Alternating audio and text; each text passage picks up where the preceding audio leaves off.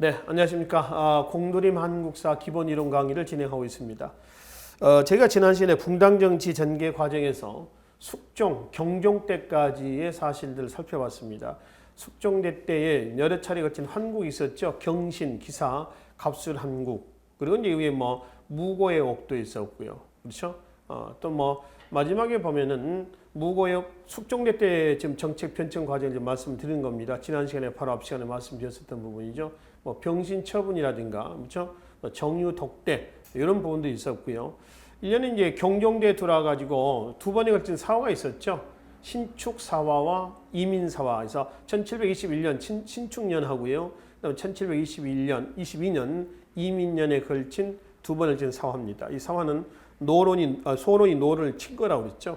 그래서 신축년 때에 신축사화 때의 노론, 그러니까 노론이 이제 이 경종의 무자다병을 근거로 왕세제 그리고 이제 세제 대리청령을 주장했다가 제거된 사건이 신축사화라고 그랬잖아요. 그리고 그의 아들들이 이제 귀양간 아들들이 삼급수 살해 사건을 계기로 해가지고 또 처형이 됐습니다. 그게 이제 이민사화였었죠. 앞 글자를 따서 신임사화다라고 말씀을 드렸습니다. 여튼 경종대 때 두 번에 걸친 사화를 통해서 당시 그 소론이 집권하게 됐고요. 노론 이제 제하로 이제 밀려나게 되는 거죠. 자, 문제는 경종이 무자다병한다고 그랬습니다. 자, 한번 봅시다. 자식이 없죠. 자식이 없고요. 그리고 이제 병치레를 많이 했다라고 하는 겁니다. 그래서 이제 경종이 집권 4년 만에 단명을 했습니다. 그리고 이제 그의 영종대 때 왕세제로 책봉이 됐었던 누구죠? 연인군. 연인군이 뭐로 등장했냐면은 영조로 즉위를 하게 되는 것이죠. 그렇죠? 근데 그 영조의 즉위 과정을 보면은 좀 미스터리한 부분이 굉장히 많아요. 일단 이제 영조가 즉위하던 해에 경종의 부인이 있습니다. 부인이 선의왕후인데요. 원래 이제 경종하고 선의왕후는 원래는 정비는 아니고요. 후비입니다. 후비. 첩이죠. 일종의 첩이 되는 거고요. 원래 부인은 정비는 단의왕후입니다. 근데 단의왕후가 경종이 세자 시절에 죽었어요. 이제 경종의 왕위 언론 이후에 그 단의왕후 이후에 이제 계비호 선의왕후가 정비가 되는 겁니다. 근데 문제는 이제 경종하고 선의왕후 사이에 자식이 없는 거예요. 방금 말씀드렸죠. 우리가 앞 시간에 말씀드렸습니다만은 경종은 무, 자, 다 병한다라고 말씀드렸습니다. 그러니까 자식이 없고 병치레를 굉장히 많이 했다 이거예요. 그러니까 경종대 때 그 과정 속에서 터진 사건이 아까 방금 말씀드린 두 번에 걸친 사화가 있었잖아요. 신축사화와 이민사화. 그리고 이제 신축사화 그 자식이 없는 부분 꽤 관련이 돼서 터진 사건입니다. 이제 경종과 선의왕후가 있었을 때 이때 누가 있었냐면 왕세제. 아직 영조가 즉위하기 전입니다. 왕세제로서 누가 있었어요? 연인군이 있었습니다. 참고로 연인군의 어머니는 누군지 아시죠? 숙빈 최씨입니다. 숙빈 최씨고요. 그 다음에 이 사람들은 무술이 출신이에요. 경종의 어머니가 누구라고 그랬죠? 희빈 장씨라고 그랬습니다. 희빈 장씨 역시 무술이 출신이라고 했습니다. 장희빈이라고 하죠. 보통 희빈 장씨, 장옥정이라고 하는 여인입니다. 근데 이제 왕세제가 있었는데 경종이 무자다병함으로 인해서 왕세제에게 이제 일단 얘가 이제 차기 왕으로 즉위할 사람 아닙니까? 근데 영조 즉위하기 직전에 어떤 일이 하냐면은 경종과 선의왕후 사이에서 양자를 드리려고 합니다. 양자를 드려서 그리고 왕세제를 어떻게 하겠다는 거예요? 폐위시키고 그 양자를 다음 왕으로 경종의 세자로 책봉하는 거죠. 그래서 얘를 영조가 아닌 무슨 다른 왕으로 이제 즉위를 시키려고 하는 그런 이제 모의가 있게 돼요. 영조가 즉위하던 바로 직전에 그 상황에서. 근데 이제 영조가 즉위함으로 인해서 이 계획이 이제 무산이 되는 겁니다. 또 경종이 마지막에 이제 병을 앓아 죽는데요. 다병한다 그러지 않습니까? 고열에 시달렸음에도 불구하고 영조가 연인군이 되는 거죠. 연인군이 자기 형이죠. 이복형입니다만은 경종에게 인삼차를 갖다 바친다거나 실록을 보면요. 그러니까 열이 한 40도까지 올라 있는데 인삼차 갖다 바치는 겁니다. 이건 기름에 물 붓는 거죠. 물에 불 타는데 물을 붓는 격이 되는 겁니다. 열이 더 올라가겠죠. 또 경종이 평소에 그 먹는 음식 중에서 간장게장을 굉장히 좋아했답니다. 그래서 간장게장을 갖다 바치고 간장게장하고 궁합이 잘 안 맞는 음식 중 하나가 뭐냐면 당근이거든요. 감입니다.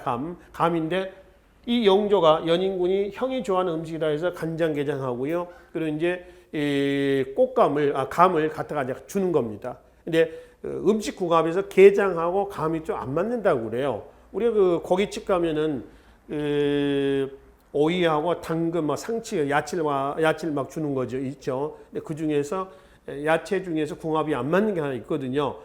당근하고요, 오이가 잘 안 맞습니다. 그래서 당근을 먹든지 오이만 먹든지 해야지 같이 먹으면 안에서 잘 안 맞는다고 그래요. 음식 궁합이 맞는 거 안 맞는 그런 게 있지 않습니까? 그래서 이제 경종에게 막 갖다 바치면서 경종이 먹고 인삼차 마시고 그러다가 경종이 결국 죽었어요.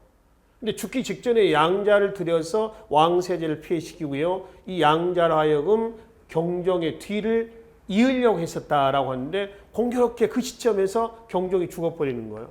그리고 누가 나와요? 이제 왕세조 책봉돼 있었던 연인군이 영조로 즉위를 하게 되는 거죠. 그러니까 세간의 눈은 어디에 쏠리냐면은 혹시 영조가 연인군이 자기 형을 죽이고요. 왕위를 찬탈하지 않았을까? 이런 이제 세간의 따가운 눈총을 받는 것이죠. 그러니까 그런 눈총 속에서 영조의 아들 누구죠? 사도세자죠. 이 사도세자가 이제 한간에 떠도는 소리를 막 다 듣게 되는 거죠. 야, 니네 아버지는 말이야. 니네 아버지는 니네 형을 너 큰아버지를 죽이고 왕위에 올랐지 않았냐? 올랐다더라. 이런 이제 소리를 듣게 되는 거죠.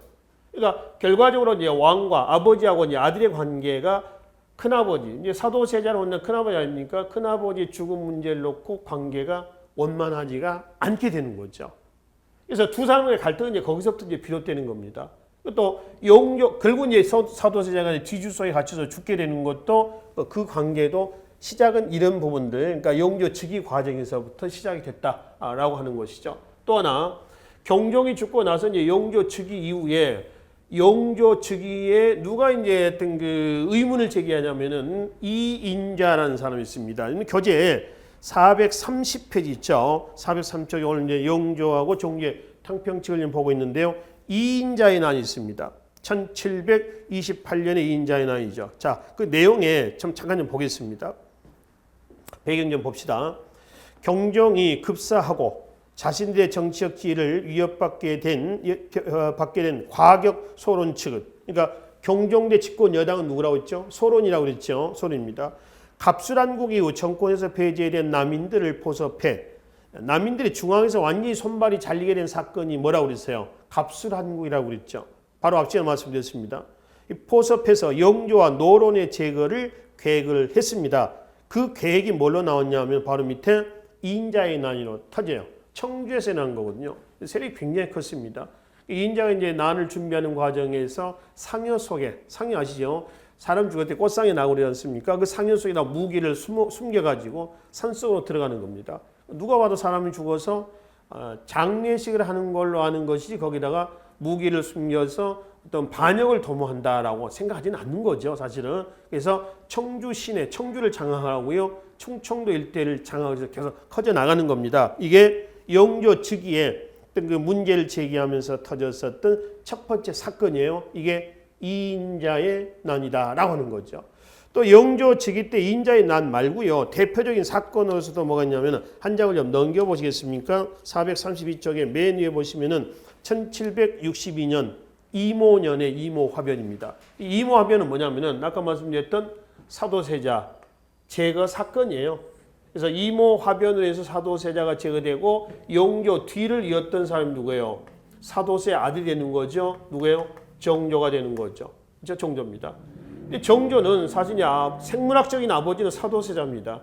근데 사도세자가 형이 하나 있었어요. 그 형이 태어나자마자 죽었는데 이 형의 정조가 양자로 서류상에 올라가 있습니다. 실제 아버지는 사도세자지만 법적으로는 정조의 큰아버지가 아버지로 되어 있었어요. 근데 정조가 즉위하고 나서 사도세자를 이모화변 때 사도세자를 제거했던 사람들이 누구냐면은 노론 중에서도 벽파와 시파가 있죠. 시파 벽파는 나중에 말씀드리겠습니다만은 시파는 사도세자의 죽음에 동정표를 보냈던 사람들이 시파고요. 그다음에 벽파는 사도세자의 죽음에 어떤 사도세자의 초신함을 비판했던 사람이 벽파란 말이에요. 결과적으로 노론이 사도세자를 죽인 사람들은 누구냐면 노론 중에서 누군가요? 벽파예요. 벽파. 벽파 노론이 죽인 겁니다. 그리고 얘네들이 정조를 왕으로 앉혀놓은 거거든요. 정조치기 하자마자 뭐라고 일하냐면은 내 아버지는 얘가 아니라 누구다? 사도세자다. 사도다. 이렇게 일하는 거죠. 그러니까 사도세자를 죽인 노론 벽파들은 정조를 앉혀놓고 권력을 좌지우지하려고 했는데 정조가 이런 얘기를 하는 겁니다. 결과적으로 자기 아버지를 죽인 얘네들이 이제 벌벌 떨게 되는 거죠. 그러니까 정조 때 집권 여당이 누구냐면 노론 중에서도 시파, 중에서도 남인, 야당은 누구냐면은 벽파, 중에서 누구죠? 노론 이렇게 되는 거죠. 그래서 벽파 얘는 여당입니다. 얘는 야당이 되는 거죠. 결과적으로 정조 때 줄론탕평을 추진하면서 얘네들을 휘저으려고 하는 억압을 하려는 이런 줄론탕평을 추진하게 되는 것이죠. 근데 결국 정조는 그 벽파 노론에 의해서 결국은 어떻게 했어요? 암살이 되죠. 물론 실록에는 병사로 되어 있습니다. 최근에 우리 학교에서는 암살로 봅니다. 그러니까 누가 암살했느냐?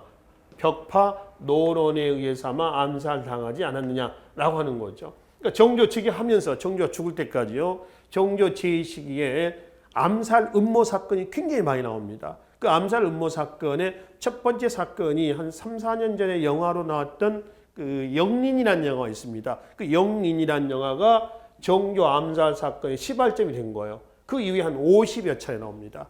결국은 1801년에 정조가 1800년에 정조가 암살이 되고 그 다음에 누가 나오죠? 정조의 둘째 아들이에요. 순조가 나오고요. 그 다음에 안동김씨 세도 정치죠. 그 다음에 누가 나오죠? 헌종이 나오죠. 이는 풍양조시 때입니다. 그 다음에 마지막 철종대 때 다시 안동김씨죠. 그래서 3대 63년간에 걸친 요 시기가 특정 외척들에 의한 정치 좌지우지됐던 세도 정치. 정치엔 굉장히 문란해지는 거죠. 이런 상황 속에서 철종이 후사 없이 죽고 그 다음에 누가 나오죠? 고종, 흥선대원군의 둘째 아들이죠. 고종. 그리고 이제 마지막 누가 나오나요? 순종. 이렇게 나가는 거죠. 그래서 이제 이때 와가지고 흥선군이 대원군이 돼서 섭정을 하는 겁니다. 1863년에서 73년까지죠. 그러니까 세도 정치의 혼란은 일시적이나마 이때 이제 수습이 돼요. 대원군이 물러가고 고종과 민비가 등장하고요. 그 다음에 1875년 운양호 사건, 76년 강화도 제약을 통해서 개항이 되는 거죠. 개항된 이후에는 일본의 침략이 감행이 됩니다. 그런 것이 이제 1884년 갑신정변, 94년에 동학운동, 청일전쟁, 1904년에 로일전쟁, 1905년에 을사늑양, 1910년 한국병합, 1931년 만주사변, 37년 중일전쟁, 41년 태평양전쟁, 45년 일본의 패망까지 대륙 침략으로 넘어가는 과정입니다. 이건 나중에 우리가 정리하기로 하고요. 일단 다시 돌아가겠습니다. 이제 영조가 즉위하게 된 그 과정의 사건들 좀 말씀드리고요. 영조의 탕평책과 정조의 탕평책을 중심으로 해서 살펴보자는 겁니다. 먼저 430쪽에 보시면은 영조의 탕평책에서 완론탕평이라는 얘기가 나옵니다. 완론탕평이라고 하는 건 뭐냐라고 하는 거죠. 그 배경 보기 전에 왼쪽 상단에 보시면 완론탕평이라고 하는 보충 설명이 좀 되어 있습니다. 좀 읽어볼게요.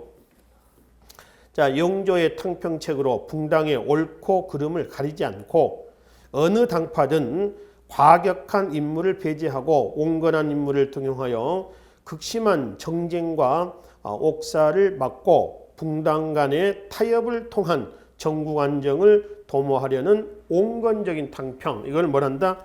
완론탕평이다 라고 하는 겁니다. 즉 이런 얘기죠. 우리가 사색 붕당 그럼 누굴 얘기를 합니까? 남인, 북인, 또 노론, 소론 이러죠. 그래서 이제 남인이건 뭐 북인이건 노론이건 소론이건 붕당 관계없이 온건적인 인물을 뽑아가지고 그중에 좀 과격한 인물 말고요. 온건적이고 타협적인 인물을 뽑아가지고 신당을 창당하는 겁니다. 요즘 얘기한다면 정계 개편한다고 그러잖아요. 그 저기 해쳐모여 하는 겁니다. 그래서 좀 온순한 사람들, 왕의 말에 잘 따르는 무슨 뭐 어떤 정략적인 정책적인 그런 것보다는 왕 밑에서 왕을 잘 받들면서 왕의 말에 순정하는 신당을 창당한다는 겁니다. 그 신당이 뭐예요? 탕평파라고 한다. 그래서 이 당을 만들어서 얘네들로 하여금 전국을 꾸려나가게 하려는 탕평, 그걸 뭐라고 그래요? 완론탕평이다 라고 합니다. 그러니까 완론탕평은 온건적인 방법에 의한 탕평책이다 라고 이제 보시면 됩니다. 근데 정조의 탕평책을 뭐라 하냐면은 정조의 탕평을 뭐라고 하죠? 줄론탕평이라고 그래요.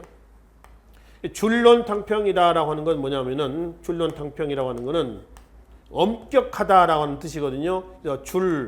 줄론탕평이에요. 이거는 시시비비. 시는 뭔가요? 옳은 걸 시라고 그러죠. 비 그런 겁니다. 우리가 시비를 가린다라고 하죠. 무슨 얘기인가요? 옳고 그름을 가린다 이런 뜻이에요. 그렇죠? 시시비비를 가린다는 얘기가 그거예요. 명명백백하게 옳고 그름을 가리는 겁니다. 그러니까 종교는 얘네들하고 집권 여당이죠. 얘네들 벽파 노론입니다. 그래서 얘네들 주장 중에 누구의 주장이 옳은가 한번 꼬치꼬치 한번 따져보자. 또 우리 아버지 죽음에 과연 누가 잘했는지 못했는지 한번 구분 한번 해보자. 잘잘못 한번 가려보자. 이걸 우리는 뭐라면 줄론탕평이라고 그래요. 결과적으로 정조 때 줄론탕평은 흑백을 가리자는 거고요. 영조 때 완론탕평은 흑백을 가리자라기보다는 좀 뭉뚱그려서 이렇게 가겠다. 이렇게 얘기하는 것이 완론탕평이다라고 이제 얘기를 하시면 되겠습니다. 자, 해서 이제 완론탕평이라고 하는 용어는 이렇게 설명이 되고요. 그 완론탕평을 취재하는 과정에서 나왔던 영조의 시책들이 지금 나와 있습니다. 그게 교재 430쪽, 431쪽까지 내용이에요. 특히 영조와 정조의 업적은 여러분들이 꼭 기억을 하셔야 돼요. 아시겠죠? 영조, 정조 업적은 항상 출제되는 부분이에요. 빠지지 않고 출제가 됩니다. 영조, 정조 말고 출제되는 왕이 누구라고 그랬어요? 통일신라에 신문왕 나오죠. 고려 누군가요? 광종 나옵니다. 고려 후기에 공민왕 나오죠. 또 조선시대 때 영조, 정조입니다. 이 5명의 왕의 업적은 항상 출제가 됩니다. 국가직이나 지방직에서 출제가 되는 부분이 있기 때문에 여러분들이 꼭 기억을 하셔야 되고, 더불어 한국사 능력 검정 시험에서도 항상 출제가 되는 왕들이에요. 영조, 정조, 지금 말씀드린 통일신라, 신문왕, 고려, 광종, 공민왕 마찬가지입니다. 이 왕들의 업적은 하나하나 다 잘 정리를 해 두셔야 된다라고 하는 겁니다. 아시죠? 자, 그럼 먼저 영조의 탕평에서 탕평비부터 한번 봅시다. 바로 왼쪽에 사료가 하나 있습니다. 이 탕평비인데 국립대학이었던 성균관 들어가는 입구에 반수교라고 하는 다리가 하나 있습니다. 그 반수교 위에다가 영조가 직접 친필로 비석에 글을 써가지고 세운 비석이에요. 뭐라 되어 있냐면은 바로 왼쪽 봅시다. 주의불비, 내 군자지 공심, 그리고 이자인가 이게? 차, 이, 불비, 과, 소인치, 사의 이렇게 있습니다. 해석은 신의가 있고 아첨하지 않는 것은 군자의 마음이요 아첨하고 신의가 없는 것은 소인의 사사로운 마음이다. 해서 이게 탕평비 내용이란 말이에요. 그래서 이 탕평비를 세워놓고, 왜냐하면은 성균관 출신자들이 거의 정계에 나가지 않습니까? 그러니까 앞으로 정계에 나가면은 꼭 명심해라, 이런 의미가 되는 것이죠. 그리고 과거에 탕평과라고 하는 과거가 있습니다. 하여튼 탕평에 온 힘을 기울이고 있죠. 그 다음에 음식에서 뭐가 있죠? 청포묵에다가 여러 가지 색깔의 채소를 섞은 뭐라고 그래요? 탕평채라, 탕평채. 그러니까 자, 정리하면 탕평교서, 탕평비, 탕평과 과거의 음식의 탕평채, 이런 것들이 지금 영조의 탕평책과 관련한 여러 가지 시책들이죠.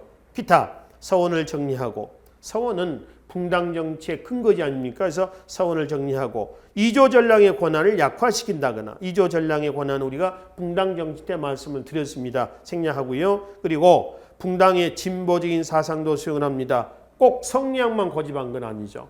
나머지 것들도 전부 다 취합을 하는 겁니다. 다 포용하는 거죠. 그래서 어떤 그 흑백을 가르는 게 아니라 전부 다 뭉뚱그려서 끌고 가겠다는 겁니다. 자, 그렇게 해서 이제 왕 초기에, 정조 측이 초기에 탕평책을 추진했었습니다만은 사실은 처음부터 바로 잘 된 것은 아니었었습니다. 체제가 이제 안정이 되면서 나왔던 여러 가지 시책들이 본격적인 이제 탕평책이라고 보시면 됩니다. 우측에 한번 봅시다. 그 중에 대표인 것이 균역법. 이 내용은 나중에 우리가 조선 후기 수치제 개편에서 따로 보기로 하겠습니다. 영정법, 대동법, 균역법 이 세 가지 조선 후기 세제 개편도 꼭 기억을 하셔야 될 부분이죠. 그다음에 훈련도감이라든가 금영, 어영청 이 도성 방위를 위한 군제 정비입니다. 왕권강화책이라니죠. 그러니까 이건 이제 어떤 반역 세력들을 견제하겠다라고 하는 군사적 기반이 되는 거죠. 그다음에 수성 유눔. 유눔이라고 하는 것은 어명입니다. 요즘에 뭐 담화문 정도 해석하시면 되겠습니다. 그러니까 수도 방위를 위한 특별 담화문 이렇게 해석하시면 되겠죠. 그다음에 군역 자원 확보를 위해서 실시했던 종모 종양법. 그러니까 부모 중 어머니가 양인이면은 그 자식을 양인으로 만드는 겁니다. 종모 종양이다라고 하는 거죠. 이게 한번 보세요. 남자 노비를 노라고 그러죠. 여자 노비를 뭐라고 그래? 그러면 비라고 하죠. 비. 그러니까 노와 비 사이에서 태어난 자식 당연히 노비가 되는 거죠. 그렇죠? 남자 노비가 되건 여자 노비가 될 겁니다. 일천즉천이라고 했죠. 일천즉천. 그러니까 일천즉천 이제 부모 중 한쪽이 노비면은 자식은 노비고 당연히 양쪽이 다 노비면은 자식은 당연히 노비가 된다라고 하는 겁니다. 근데 이런 경우가 있잖아요. 아버지가 노비고 어머니가 양인인 경우가 있습니다. 이게 이제 부, 그 다음에 여기는 모가 되는 거죠. 모가. 이런 경우에 원래는 혼인할 수가 원래는 없잖아요. 그렇죠? 원래 동색혼이라고 그랬습니다. 그러니까 같은 색깔끼리만, 같은 계층끼리만 혼인한다는 겁니다.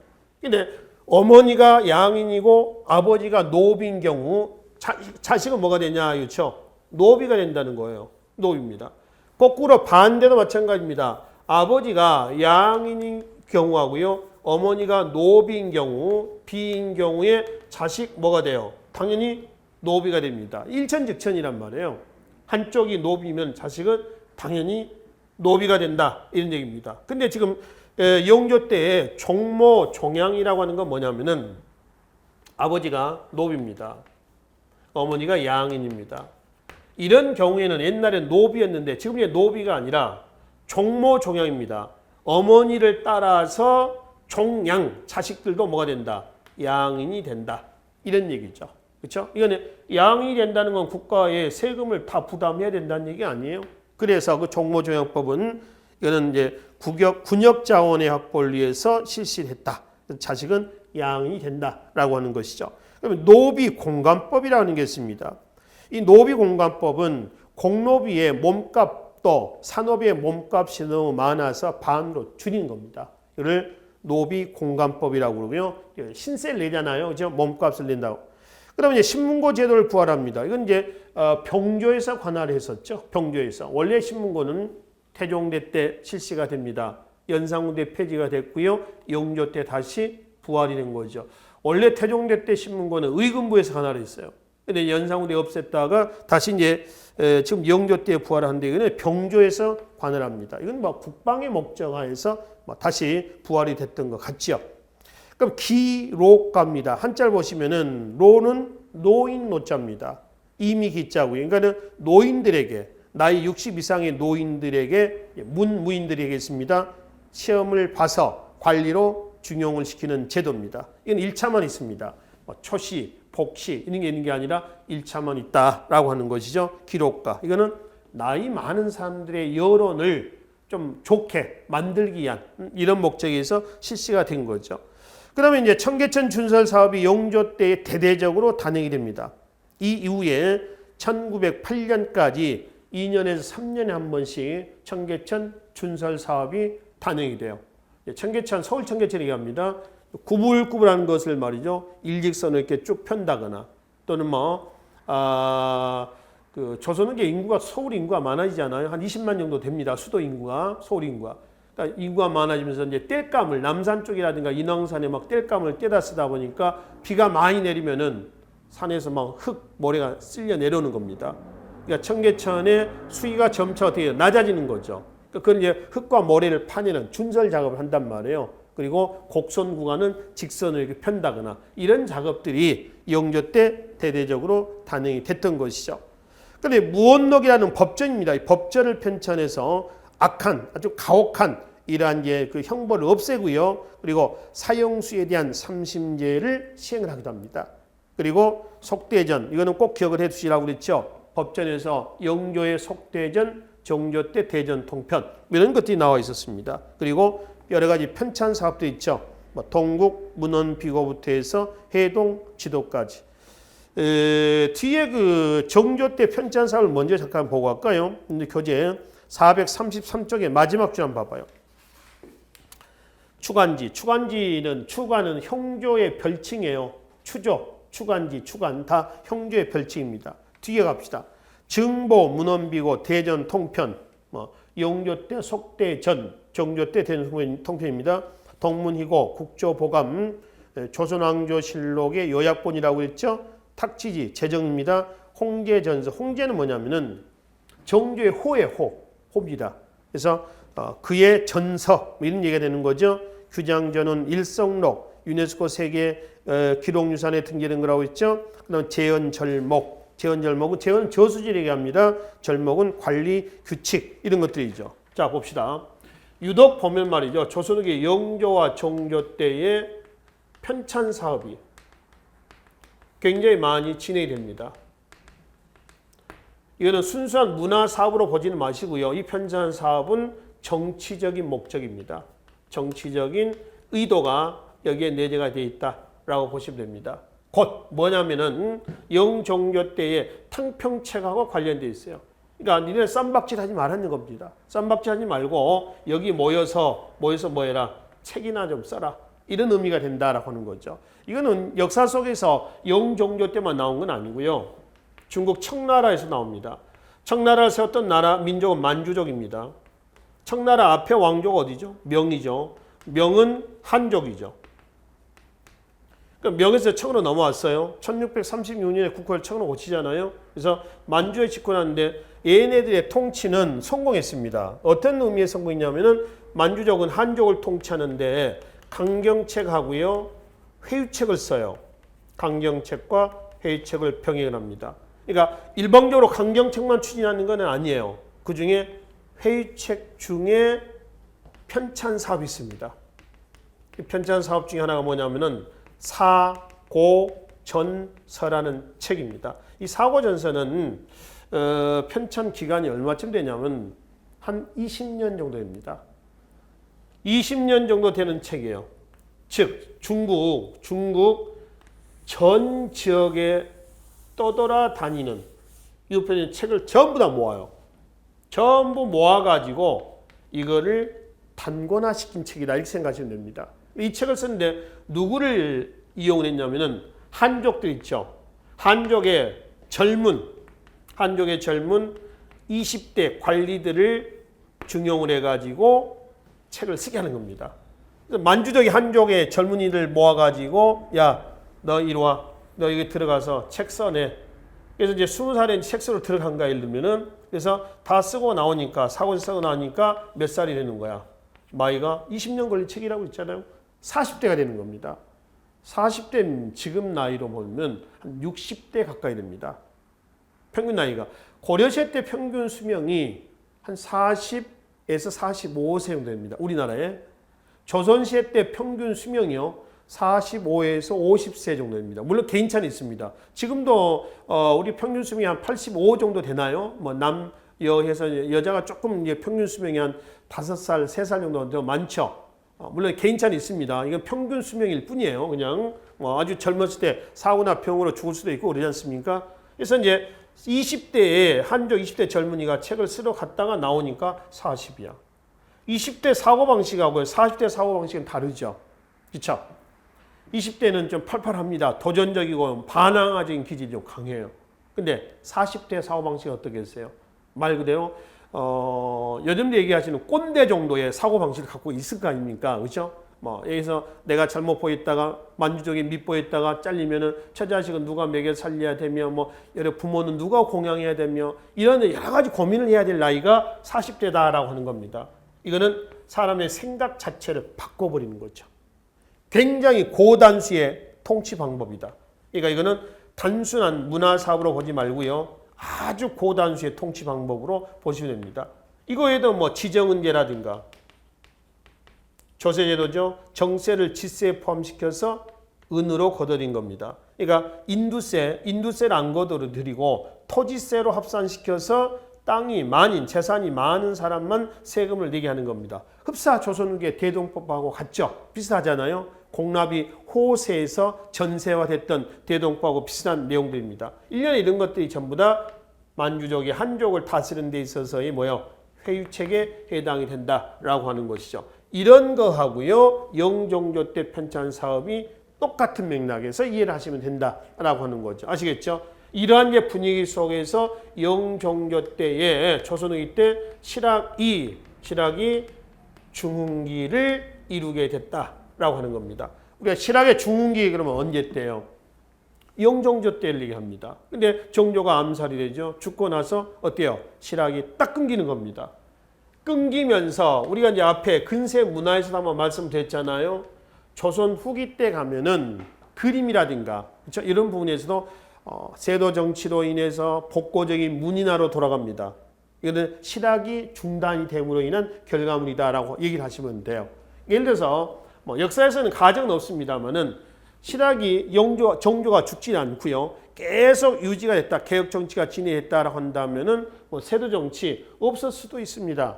열강의 침략에 효율적으로 대처할 수도 있었을 거예요. 또 개항은 안 한다. 이런 개념은 아니지만은 그러니까 내적인 안정을 갖춘 다음에 개항도 하고 이렇게 됐다면은 아마 조선 후기의 개항 시기 때 열강의 침략이 조금 덜하지 않았을까 이렇게도 얘기해 볼 수 있다라고 하는 겁니다. 여튼 영종조 때 편찬 사업에 대해서 먼저 말씀을 드렸습니다. 그래서 이제 영조의 탕평책은 영조 즉위 시기에 어느 정도 효과를 봤죠.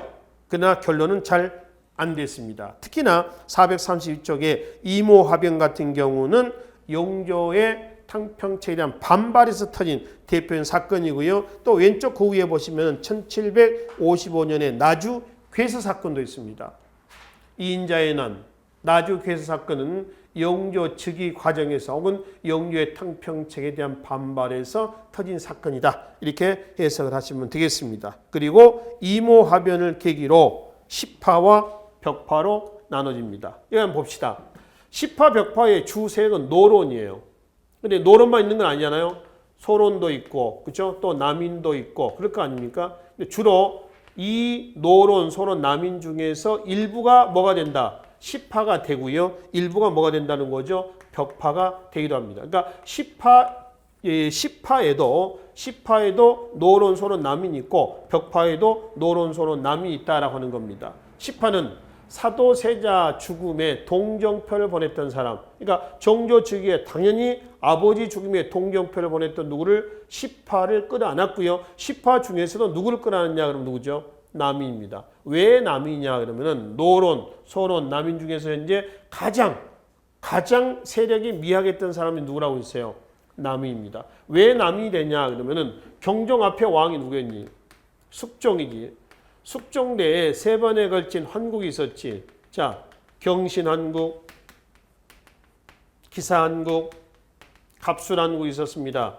1694년에 갑술환국. 이건 누가 누구를 친 거라고 그랬어요? 서인이 누구를? 남인을 친 겁니다. 그렇죠? 그래서 남인이 중앙에서 완전히 손발이 잘린 것은 17세기 말 갑술환국이에요.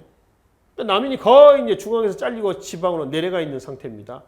그러다가 영조를 건너가지고 정조 때 와서 정조는 나의 개혁 정치의 핵심 참모 역할을 해줄 세력들을 찾고 있었던 새롭게 중앙 정계에서 놀던 이 세력이 아니라 지금 갑술한국 이후에 제야의 칩거에서도 누구죠? 이 남인들 있죠? 얘네를 끌어안게 되는 겁니다. 그래서 정조 때 집권 여당은 시파 중에서 남이 되는 거고요. 야당은 벽파 중에서 누구죠? 노론이 된다라고 이제 보시면 되겠습니다. 그래서 이제 정조의 탕평책은 앞서 말씀드린 줄론탕평이다.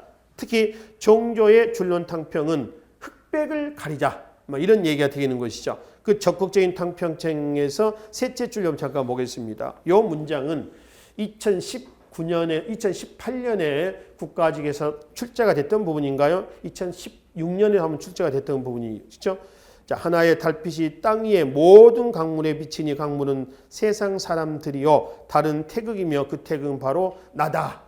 그래서 나 누구죠? 정조가 되는 거죠. 만천명월 주인홍이라고 하는 글입니다. 예, 정조를 지칭하는 것이죠. 자, 그러면 정조의 출론탕평의 내용들 좀 살펴보기로 하겠습니다. 맨 밑에 봅시다. 인재중용이 있습니다. 이건 물갈이 한번 하겠다는 거죠. 통일신라 신문왕대 때 국학을 통해 가지고 육두품들을 중용하죠. 그래서 인재중용입니다. 고려 광종이 왕권 강화 정책을 추진하면서 과거 제도를 통해서 새로운 인재를 끌어들이죠. 그래서 신구 세력의 세대 교체를 단행을 하죠. 그렇죠? 고려 공민왕이 과거 제도를 통해서 정비에서 신진사대부를 끌어안습니다. 역시 물갈이하는 거죠. 조선 후기 흥선대웅인데요. 여기죠. 이 흥선대웅대 때도 가면은 철종대 안동김씨 아닙니까? 안동김씨 세력들을 치고 왕권 강화를 위해서 인재 등용합니다. 물갈이 한단 말이에요. 물갈이. 그래서 지금 여기 나와 있는 정조의 인재 등용도 물갈이다. 이렇게 보시면 됩니다. 그리고 서얼들. 중인이라고 하는 신문에서 우리가 위양문학할 때 말씀드렸습니다. 노비와 서얼에 대한 차별을 완화하고 서얼들을 규장각 검사관에 중용을 합니다. 유득공이라든가, 그죠? 또는 박제가라든가, 그죠? 서유구라든가 다 서얼들입니다. 정조 때에 중앙에 진출했던 사람들입니다. 바로 밑에 있죠. 걔네들이 이제 규장각의 검사관으로 등장한 사람들, 유득공, 박제가, 이덕무, 서이수 다 서얼들이야. 정약용 서얼은 아니고요. 그래서 규장각 검사관으로 중용을 하고 있고, 초계 문신제라고 하는 거 뭐냐면은 나이가 37살에서 40살까지입니다. 과거 급제자 중에서 37살 이상의 인재들을 뽑아가지고요 40살까지 교육을 시키는 겁니다. 그래서 40살이 되면은 현업에 복귀시키는 거죠. 그러니까 왕의 의도대로 정치를 해 나가는 사람들입니다.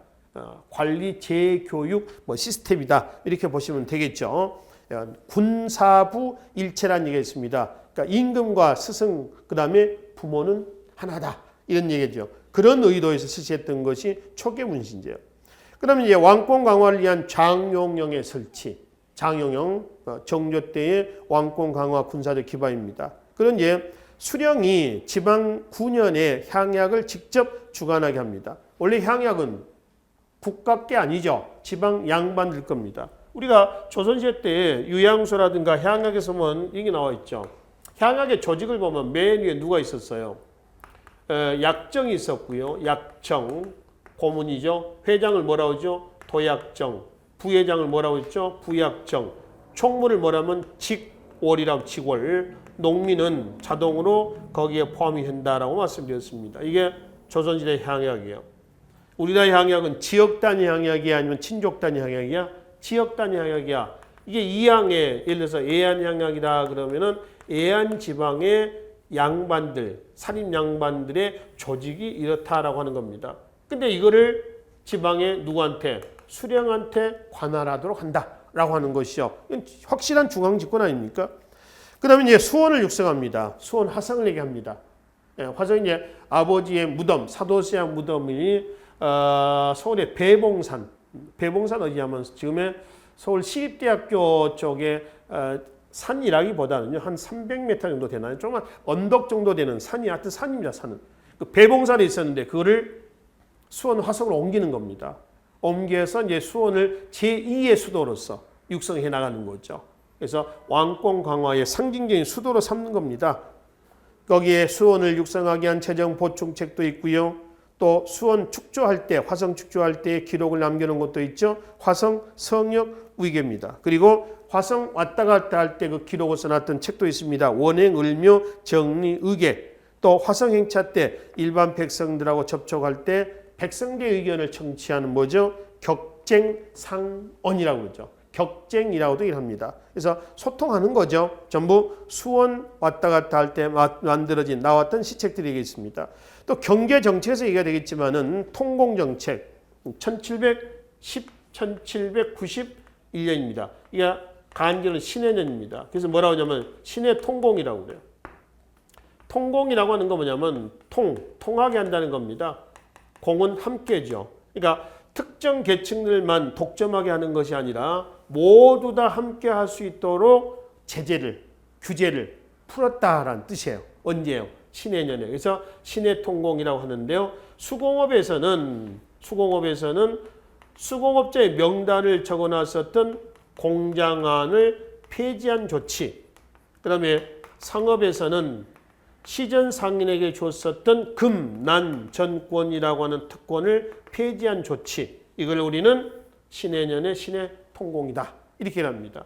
이게 단순히 이거는 경제적 조치는 아니고요. 나중에 또 경제표에서 보겠지만은 이 수공업자와 또 상인들 있죠. 이 돈, 경제적인 기반들 아닙니까? 이 돈과 당시 야당 누구죠? 노론 있죠. 얘네들하고의 결탁을 막자라고 하는 겁니다. 요즘 얘기를 한다면 뭐냐면은 이런 의미죠. 그러니까 뭔가요? 유착의 고리를 어떻게 하겠다? 끊겠다는 겁니다. 그러니까 정부의 정책은 그게 비단 경제적인 시체이건 또 문화적인 시체이건 궁극적인 것은 통치, 왕권 강화, 줄론 탕평에 관련이 되어 있다라고 이제 보시면 되겠습니다. 기타 과학 기술에 대한 부분도 있습니다. 이 과학 기술에 대한 부분은 실학이라고 하는 거. 아까 말씀드렸죠. 이 실학 시대 때 그다음 같은 게 나오죠. 이 실학이라고 하는 데서 우리 확인해 볼 수 있죠. 이거는 정조 때만은 아니고요. 영조 때도 여기에 해당이 되겠습니다. 그러니 아까 우리가 서두에서 말씀드렸었던 뭐죠? 바로 편찬 사업 이런 것들도 문화적인 업적으로서 일하시고 뒤에 보시면은 434쪽의 맨 밑에 천주교 박해도 있고요. 이거는 추조 적발 사건이라든가 그다음에 추조는 그 형조의 별칭을 얘기를 합니다. 그리고 이제 문체 반정이라고 하는 게 있죠. 반정이라고 하는 것은 잘못된 것을 바르게 바로잡는다. 문체를라고 하는 겁니다. 뒤에 좀 봐봐요. 박전의 열알기라든가 홍대영의 의사문답 등이 지나치게 품위를 상실하고 또 이 문체가 자신의 정치 노선에 대한 도전이라고 생각해서 이른바 문체 반정을 일으켜서 신문체를 억압했다라고 하는데 사실 순수한 의미의 문체 반정은 아니고 이것도 역시 뭐예요? 정치적인 의도가 내재가 되어 있습니다. 여기 나오는 박지원이라든가 아니면 홍대영이라든가 이는 전부 다 누구냐라고 하는 거죠. 전부 노론들이에요.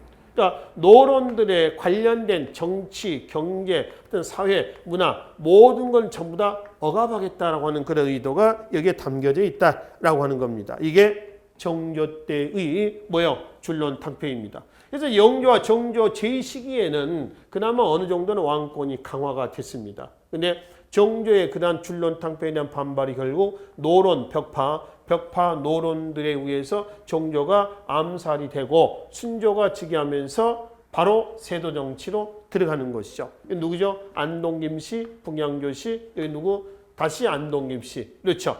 이 세도 정치가 3대 몇 년이냐면 63년 정도 진행이 됩니다. 이 세도 정치 기간 동안에 크게 나왔던 모습이 정치 기강이 문란해졌다.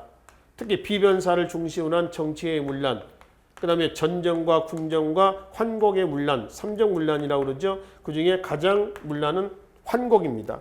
마지막 하나는 뭐냐면 열강의 통상요구입니다.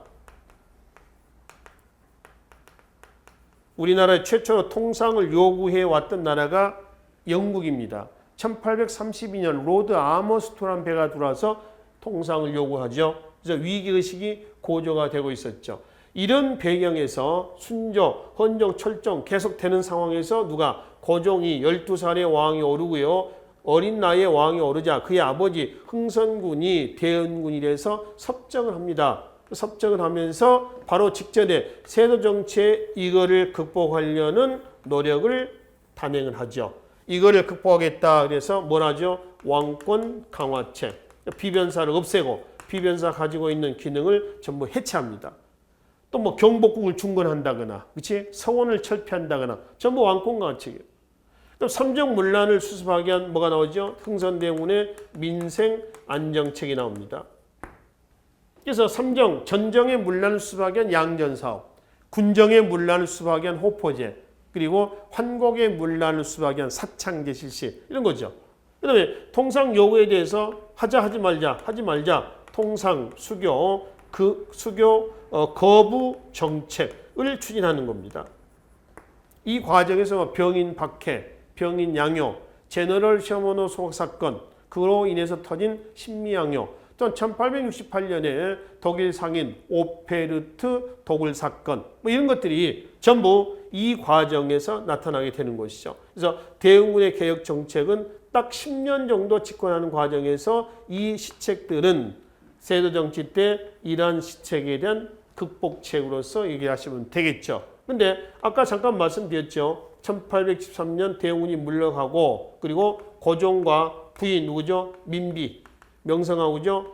들어온 다음에 통상에 대한 움직임이 활발하게 나왔고 결국 1875년 운양호 사건, 76년 강화도 조약의 체결되면서 완벽한 준비는 아니니까 어느 정도 어설픈 준비를 해가지고 개항이 됩니다. 그러니까 개항 이후에는 개화 정책을 추진도 해야 되겠지만은 열강의 침략도 진행이 됩니다. 그러니까 이런 상황에서 조선의 자주권은 열강에서 하나하나 조금씩 이제 뺏겨가는, 앗아가는 이런 상황으로 진행이 될 겁니다. 거기에 교재 435쪽에서 여러분들 437쪽까지의 세도 정치에 대한 내용이에요. 여기에 대한 내용은 또 나중에 흥선대원군 등장 과정에서 다시 한번 또 살펴보기로 하고요. 일단 조선 후기 탕평책 전개 과정에서 영조와 정조의 업적을 중심으로 해서 이 시간은 정리를 하시면 되겠습니다. 다음 시간에 뵙겠습니다. 수고하셨습니다.